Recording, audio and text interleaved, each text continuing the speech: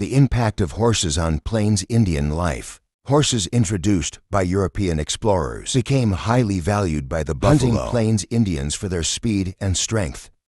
40 million years ago, horses first appeared in North America. After migrating to Asia via the Bering Land Bridge, horses vanished from North America. Around 10,000 years ago, Native Americans then relied on dogs for hunting and travel. In 1493, Columbus brought Andalusian horses to the New World, not anticipating the profound impact these animals would have on Native American life, particularly for the buffalo hunting Plains Indians.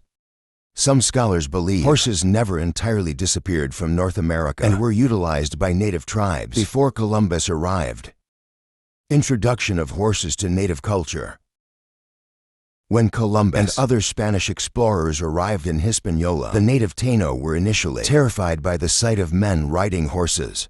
This fear turned to awe as more tribes encountered the horse, referring to them as elk dog, sky dog, and holy dog. Despite Spanish efforts to prevent Native Americans from acquiring horses, the Pueblo Uprising of 1680 resulted in the Pueblo Indians capturing and trading these valuable animals with neighboring tribes.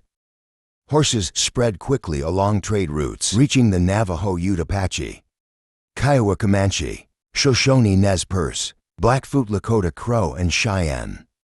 By the French and Indian War in the 1760s, the armed and mounted Indian warrior had become a significant presence on the Great Plains. Transformation of buffalo hunting. Buffalo hunting on foot was perilous and inefficient. Techniques included driving buffalo off cliffs known as buffalo jumps. With horses, hunting became faster and more efficient. Trained horses could ride directly into buffalo herds, making the hunt more successful and providing abundant meat. Hides and rawhide horses also facilitated the transport of entire villages using travois.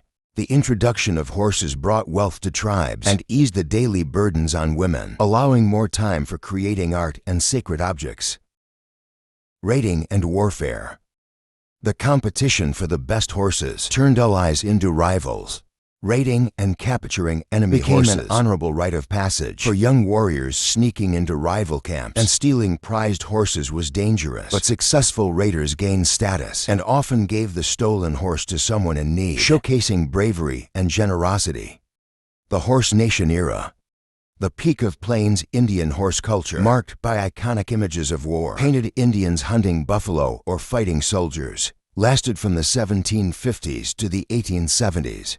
The Horse Nation included tribes like the Comanche, Cheyenne, Arapaho, Lakota Crow, Gros Ventre, and Nez Perce, who resisted westward expansion. The federal government eventually hired skilled Plains Indian horsemen as U.S. cavalry to subdue the tribes.